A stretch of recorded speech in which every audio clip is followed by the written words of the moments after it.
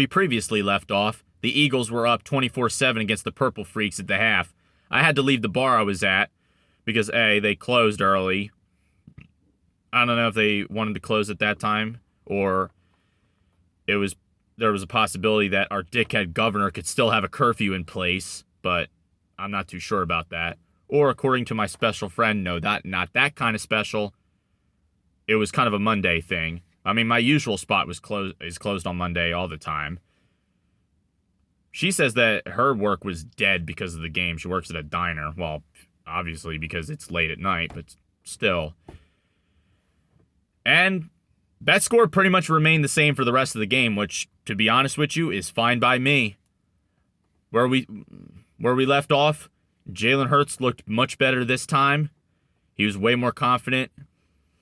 And Minnie did not seem to have an answer for him. I mean, just when they were finally able to slow him down, he wasn't able to get into the end zone for the rest of the game.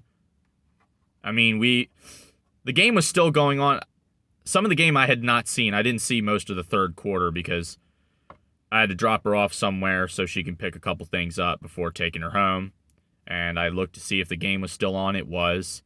And I saw that the Vikings were able to block a field goal, but it didn't matter because Avonte Maddox got an interception. Darius Slay already got an interception while I was driving her around. And then next thing you know, Minnesota gets into the... Jalen Hurts gets an interception, which wasn't really his fault. Kenneth Gainwell probably should have had that. And former Eagle Jordan Hicks was the one who got a hold of it. But it didn't matter anyway because Darius Slay picked that ball off in the end zone. And it was just a non-scoring affair. The Eagles did more. It was a non-scoring affair for the rest of the game.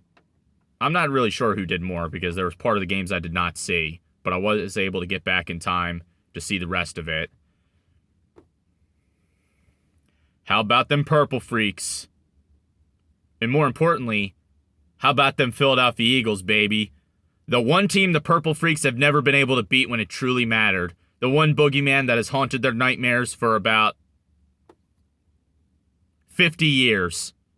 52 years to be exact.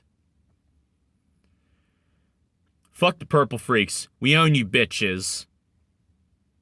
And in case you haven't noticed, that wasn't sorry bum-ass underachieving pussy faggot Carson Wentz out there. That was somebody brand new. Somebody that has improved from the previous year. Now, I think it's a bit too soon to start dashing for Jalen's nuts, but motherfucker brought it today, even though he didn't really do anything for the entire second half, but he pretty much managed the rest of the game.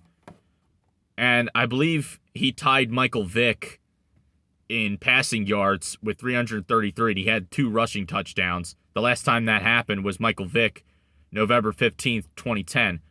If I'm not mistaken, that was a Monday night affair against the Redskins. That an infamous game. Unfortunately, the score wasn't the same, but who cares? We still won by 17 points, so...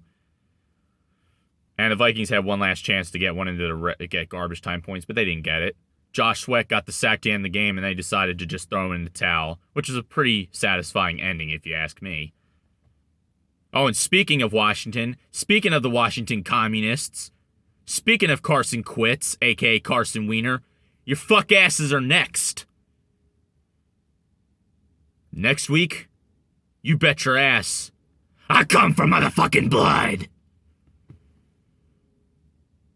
See you then, fuckers. Oh, and Eagles going to Super Bowl.